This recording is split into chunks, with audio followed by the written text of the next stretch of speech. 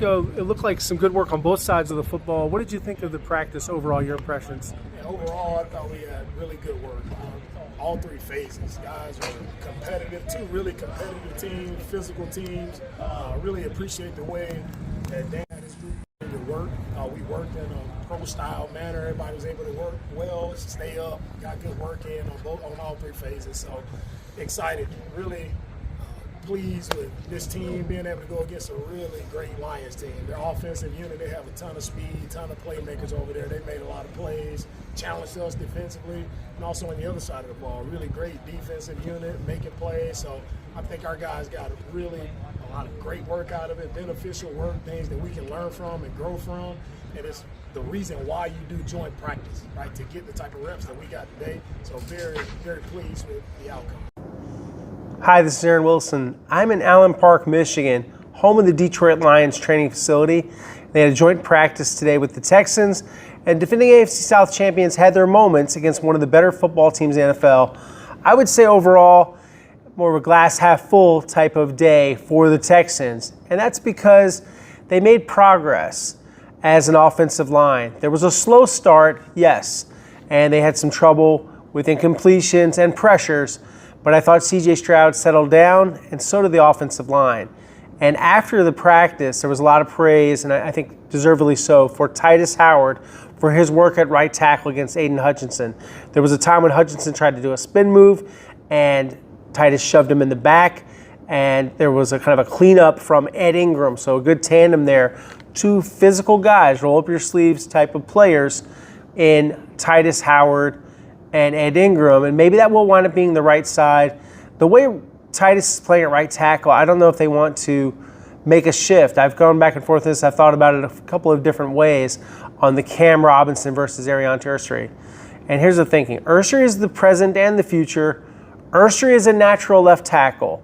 Ursary did get beat some, and Robinson has experience.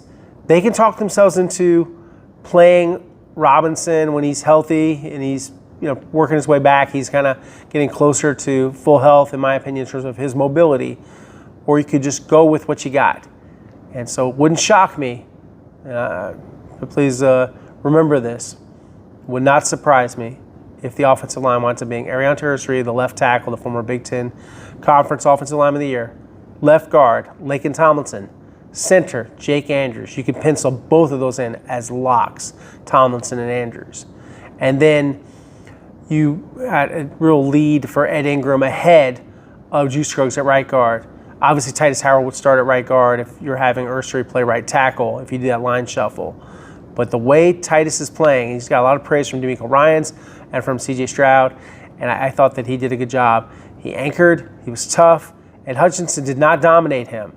And, some thought that he would, and that's not what happened. So I like to go off results, and it's a results based business, right, guys? Whether it's football or business or journalism, all of those things. So, yeah, a pretty good day overall. So I thought that was a positive, thinking about the offensive line and just kind of, where things stand right now with this football team. So, yeah, it was good. And, a couple other things I want to get into when it comes to the Texans day, and kind of we're going to go offense then defense and maybe a little bit on special teams. So when I think about the offense and kind of the progression, they had a lot of trouble stopping Nico Collins. You guys probably saw my separate interview with Nico. Appreciate Nico taking some time. The Michigan man, Wolverine, taking some time to talk to me about being back here in Michigan and his game. And like he said, sky's the limit for what he feels like he can do. And he said that he and C.J. Stroud together can shock the world. I don't know if he would be shocked if there was a huge season for Nico Collins. He just needs to play every week. And if he plays, he'll put up numbers, he'll get targets, he'll do a good job. Red zone early. Jaden Higgins, Jalen Noel, Luke Lachey all caught touchdowns. They could not stop Jalen Noel in 7-on-7. He was just too quick for the Lions. It's a good secondary, but Noel is good too. And then the running game. Everybody asked me about the running game. I thought Nick Chubb would have trucked a few guys if it had been full contact, not just thud. So I was happy to see what he did. Overall, that was strong. by Nick Chubb. So, yeah, there was a good move. There was some plays where he got himself out of really traffic and then was able to break into the clear. So, overall, good day by Nick Chubb. Dameon Pierce had a good run. He also caught a pass. He started to make a little noise as a receiver out of the backfield, and that's good to see. And then, okay day by Woody Marks. But, yeah, I would say a standout today, or standouts. Nico Collins, Titus Howard, Jalen Noel, all had great days. Christian Kirk played well too. But yeah, it was a very good day by Noel, and you can kind of see the 4.39 speed, the vertical leap, the Big 12 Special Teams Player of the Year skills, the real run after catch. Just a strong day by Jalen Noel. And so, yeah, there were some restrictions on how much we could say. This was the last team period we're going to cover because we're going to be in a different mode of camp where we're just going to be taking attendance and telling you a few things as far as maybe a tiny bit of observation. But there are regular season rules. We will also have open locker rooms. So there's going to be more interviews, guys. So I encourage you. I know everybody likes observations, likes news, but please watch the videos. Yeah, hear from these guys. They're the men in the arena. I'm talk about it, but I think that there's a lot of value in listening to the athletes and the coaches. So yeah, it's again my kind of PSA to watch those kind of videos too. And that's it's your team. You're excited about the Texans, so yeah, I would say check that out too. I thought that Dalton Schultz had a pretty good day. He was open, so I thought that was good. Overall, as far as offensive linemen, Arian Tertiary Day, he had some tough moments, but it's a very good defensive line. And they've got Marcus Davenport, and they've got Aiden Hutchinson. But I think that there was improvement from the line. Like I said, the aforementioned improvement with the line. And then Nico Collins, obviously, go-to guy, couldn't be contained by a very talented Lions secondary that includes Kirby Joseph and Brian Branch and Terrion Arnold. Arnold did break up one pass that was intended for Nico Collins early in the session, but overall I think you probably could say that Nico got the best of the Lions secondary. So other guys still have to establish themselves, and I know that, but I think overall you got to like what you're seeing from Nico Collins, what you're hearing from him, and it's encouraging. So you've got Nico. You've got, Xavier Hutchinson. Yes. Hutchinson has played great. He's had a great camp. He's found ways to get open, whereas in the past I think he had some trouble getting open. So overall, I was encouraged about Hutchinson, and we've talked about Hutchinson before and kind of where he is as a player. And overall, you just see a progress from him. And it's encouraging because you're talking about someone that, has done a lot and how he worked very hard to get to a point where, he can be counted on more in this offense. So is he the third receiver? I'm not sure. And I've talked about this in a separate video. I think that, there's a good chance that it's still Higgins, but I think Hutchinson is going to be heard from. He's going to be counted on some. They're going to have some plays for him. So yeah, that's good, and I think overall, that's somewhere where they can kind of hang their hat on a guy that's a possession receiver. All right, well, let's talk some defense. There was a strip sack by Will Anderson Jr. There was a lot of pressure from Danielle Hunter. There was a lot of mobility from Christian Harris making a tackle, knocking down a pass, and they're very happy with how he's moving. Medical update, Azeez Al-Shaair. I asked D'Amico Ryans about him. He said it's a minor injury and he'll be back soon. So whatever it is, I don't know. It is not long-term, and so that is good news for the Texans. Who didn't practice? Blake Fisher, sprained ankle, the right tackle. C.J. Gardner-Johnson, still working with trainers. As I told you, he worked out on the side in Houston, and he's moving. Okay. I can't get into it much, but yeah, I'm told that he's doing well. Okay. So then you have Jalen Reed, and he's still coming back from his sprained knee. So, and Trent Brown still not activated. It doesn't look like necessarily he's going to be activated in time for the start of the season. And it looks that way with Joe Mixon too, getting closer and closer. So we'll see how it happens. But as far as the defense, there were some tough moments against the Lions, which have a lot of speed.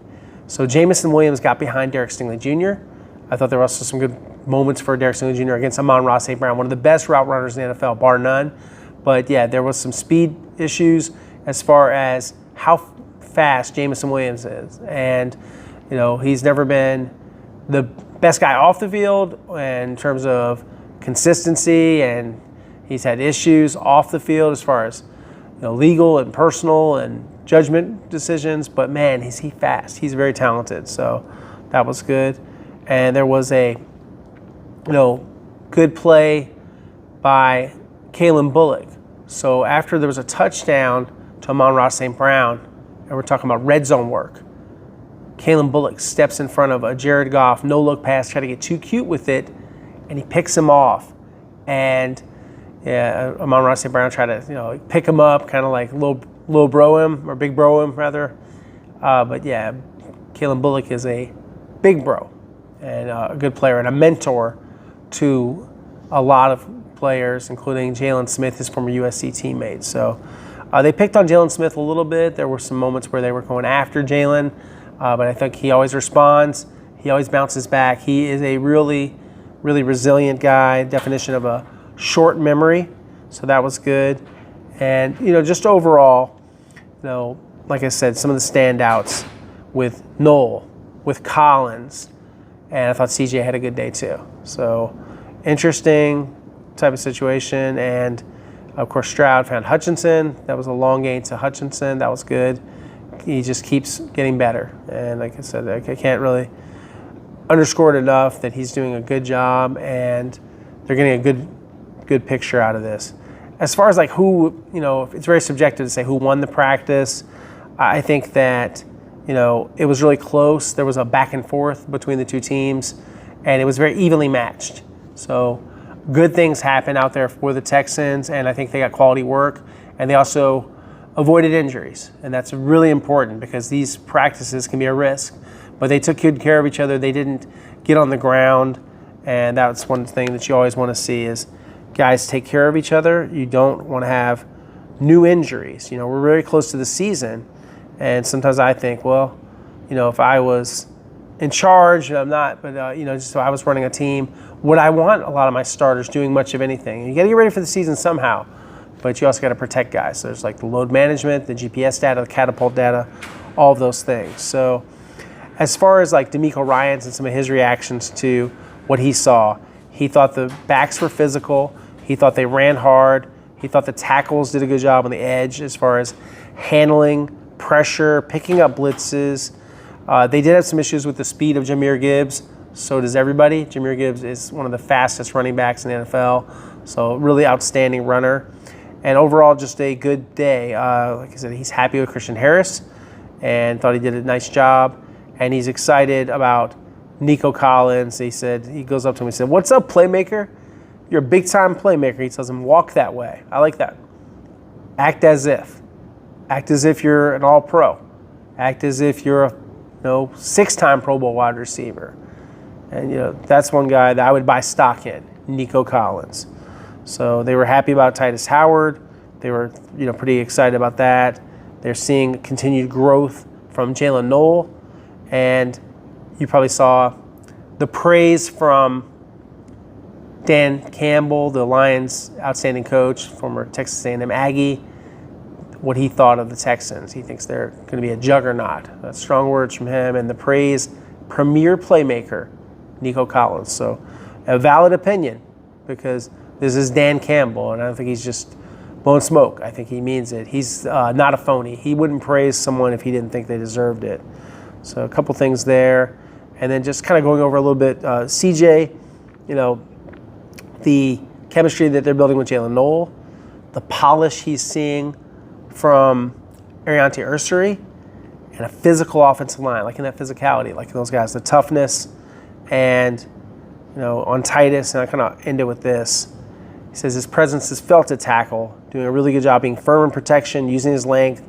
He's a dog, and that's a high praise when they call you a dog, like DAWG. not DOG.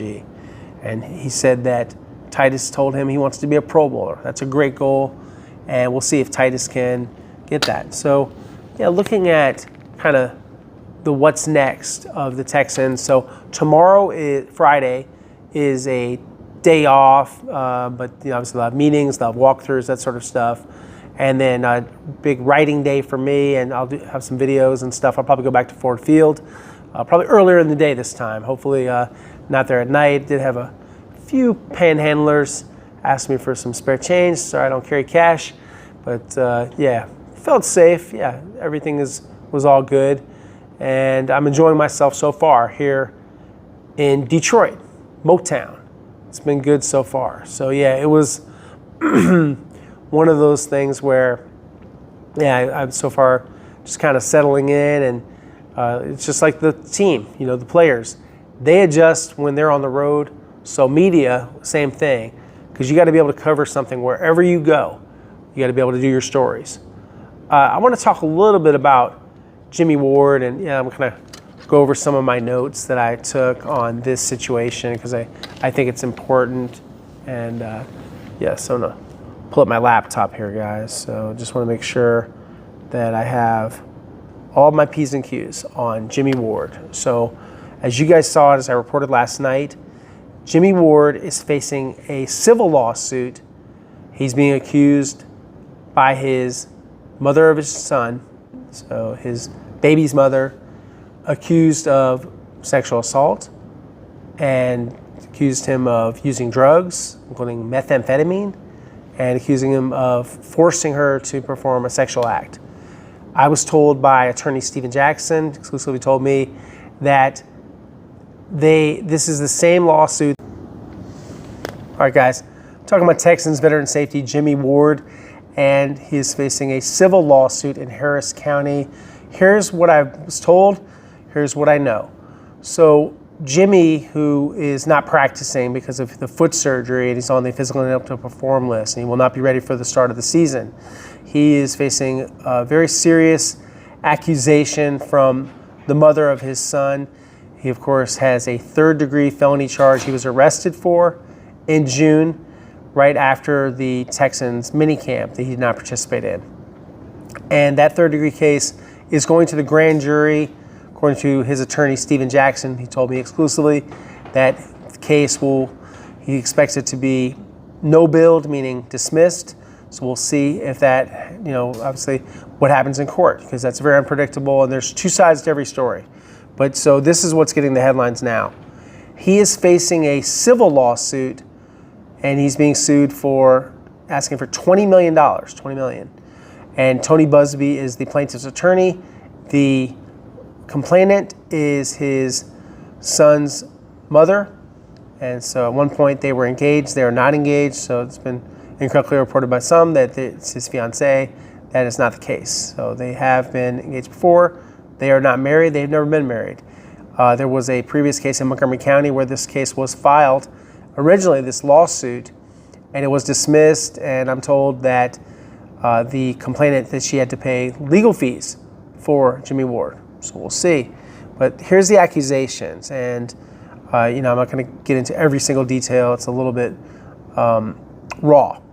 But he was accused of sexually assaulting and physically assaulting her, and demanding that she perform a sex act, and that he was allegedly, again, these are all allegations, high under using crystal methamphetamine. Okay, not sure where the proof of that would be, but there was in the lawsuit it talked about him snorting something.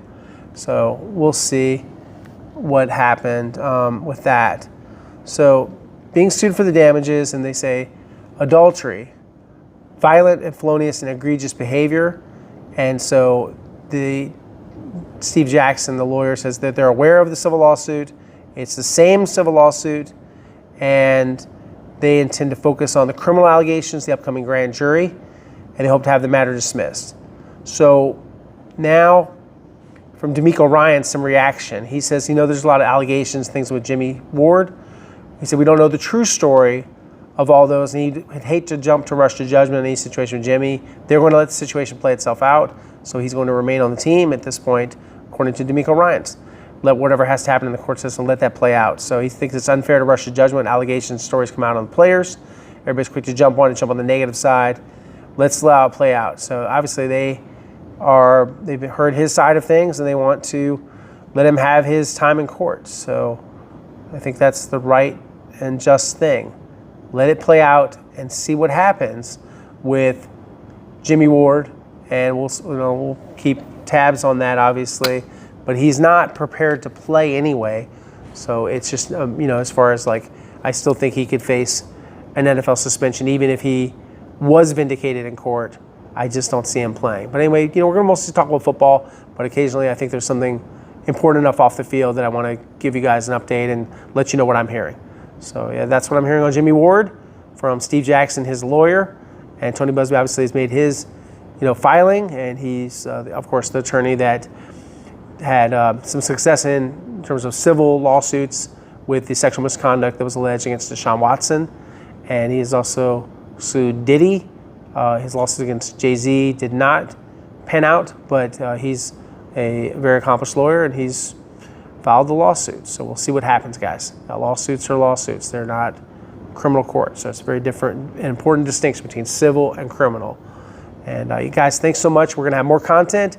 Yeah, please watch, like, subscribe at Aaron Wilson Sport, and check me out on Twitter at Aaron Wilson_NFL, and on Instagram, Aaron Wilson 7128, and of course on KPRC2 television with Randy McElvoy, and at www.click2houston.com, which is free of charge. So yeah, please bookmark it. I will have some new articles coming out with Nico Collins, with Kalen Bullock, with Jaden Higgins, some really good players, and some more content coming your way. So yeah, encourage you to read as well. I know everybody likes videos, but yeah, definitely check me out on the digital side as well in terms of writing. I appreciate you guys supporting everything, and yeah, I look forward to our next conversation. Thanks.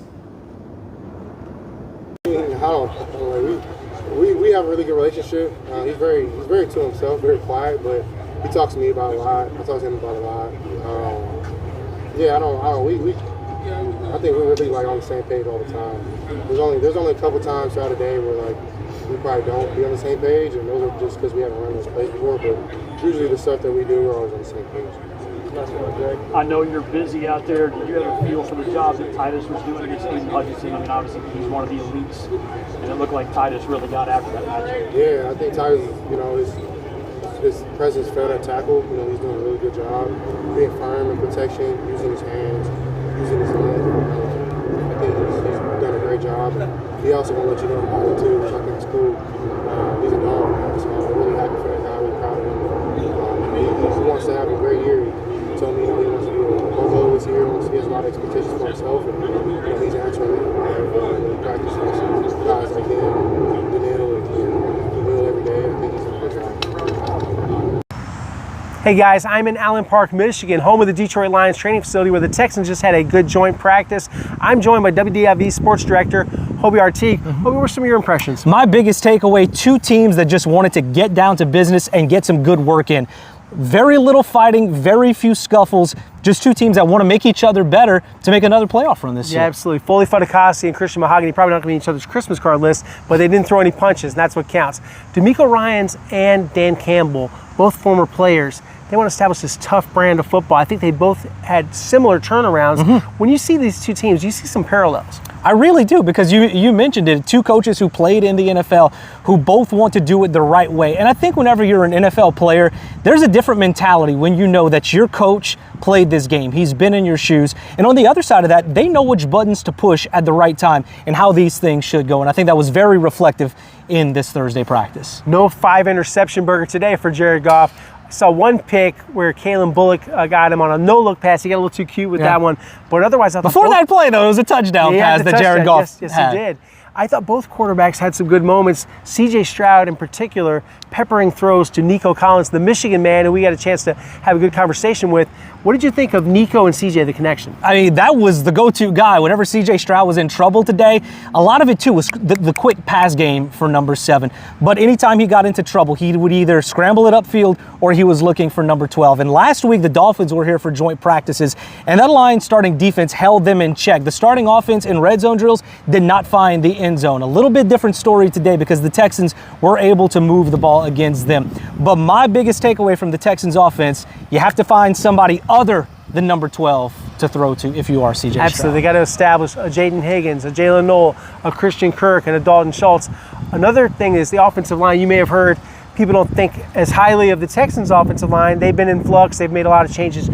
They've got basically all new starters, with Titus Howard being the only returning starter, but not playing the position he played normally, playing right tackle. And I thought he stonewalled one of the best, Aiden Hutchinson at times, and they are going to hang their hat on that because they need to build some confidence as a line. Especially whenever you hear from here in Detroit just what Aiden Hutchinson has done throughout training camp. A lot of the coaches have said that he looks even better, and this is a guy who missed a majority of last season with that leg injury that he had in the Cowboys game very early in the season. He was on pace for just an astronomical amount of sacks. But if you see that against number 97 and keeping him limited in a practice, you've done your job and you count that as a win. Right, we were doing our jobs too. We're gonna have more coverage on Saturday, but we're gonna be covering kind of a backup bowl as the chase for the final roster spots. The roster bowl is about to pop, unfortunately, for some of these guys who work so hard. They're gonna get cut. Maybe they'll go to the practice squad. Maybe they wind up with another team, but these are two tough rosters to make the final 53. And a lot of tough decisions for both D'Amico Ryans and for Dan Campbell. Dan Campbell mentioned it earlier that it's going to be a tough one because so many starters are set on their roster. But that's why you make those decisions because it is the NFL and it's a tough part of the business. But both of these rosters, pretty good from what we saw today here in Allen Park. And we're doing pretty good too. Graham Media's got you covered. A little synergy here. KPRC Houston, Texas, WDIV Detroit, Michigan. Keep it locked with us on our social channels and our websites and, of course, on television. Thanks, guys. Awesome. That one was a little bit better. I like it. It's a good one. It was good to get out the heat a little bit, come up here and work. What was it like going against those defensive backs that they have over there? It was good, man. It was great, man. You know, they play man coverage, so it was good to get that work. Competitive, you know, it's going to be competitive. You know, get on the route, end of the route. So we knew what day it was going to be, man. But I'm glad we came out here, got this work in, and I feel like we all got better today. Kamar Lassiter said, Nico Collins doesn't beat himself, and so if you're going to beat Nico Collins on the game rep, you got to beat him on the rep. When you Kamar said that, so the same with him, man. But when you're out there, though, is that just the mindset you have every play, even as far as practice is concerned? Nah, yeah, for sure. Man, you know, we go against 2 all-pro corners every day, man. So when you line up, you know it's going to be competitive rep. You know, so it's up to you whether you want to take a play off or get better. You know, get him better, you get yourself better. But man, going against them boys every day, man, you got no choice but to go out and compete. You know, so you got to compete with them every day, man. And you go out on Sundays, it's easy. You know, because repetition, they're hard competitive. Compete against the ball. Going against them boys every day, man. So I feel like it's only right you go against the best. You know, iron sharpens iron every day. So I'm glad that we go against each other. Everybody, whole secondary units, man. We all get each other better. Sure. Nico, it looked like you guys got into a better rhythm as the day went on. How would you kind of describe that part? Yeah. Once CJ started to connect with you, it looked like it started. Yes, sir. Like you said, man, it started clicking. But I feel like for us, we got to start early. We can't ease into it. You know, we got to come out fast and start fast. You know, so. We got to clean up some things, per usual. That's the point of football. Find things we need to work on, continue to grow, continue to do 1% every day. Nico, since you joined this team in 2021, we've seen you take a step every single year. Yes, sir. When you reflect on your first 3 or 4 years, where do you want to see your most growth? I feel like it's growth everywhere. I feel like in this league, man, you got to be able to have a growth mindset. You can't get comfortable. I feel like once you get comfortable, man, that's what I feel like every day, man, you got to find that 1%. Find that, that thing you want to work on individually and get better at that. So I feel like that's been my mindset, man. You know, so not giving up.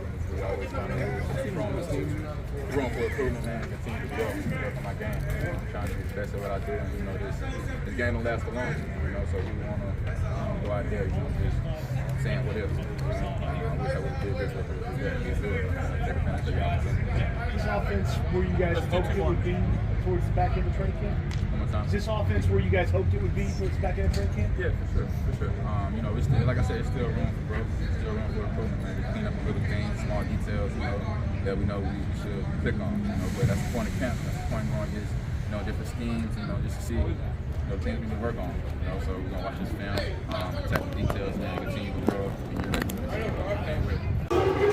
Get further into your NFL. Know the true story of all those, and I hate to jump to rush judgment on any situation, right? With Jimmy, we will let the situation play itself out, let whatever has to happen in the court system, let that play out. But I think it's unfair to rush to judgment when allegations and stories come out on players. Everybody's quick to jump on it and jump on the negative side with the players. Let's just allow it to play out, and we'll see what happens when everything is done. Coach, I know that. Listen, it's one of the reasons why I'm fired up to practice against them, because I think these guys are, man, they're on the way up. They've been on the way up, and just the nature of the way they go about their business, the way they practice. I talk about, you know, Coach Ryan's over there. I just got a lot of respect for him, and when you do things the way they do them, and the way that they.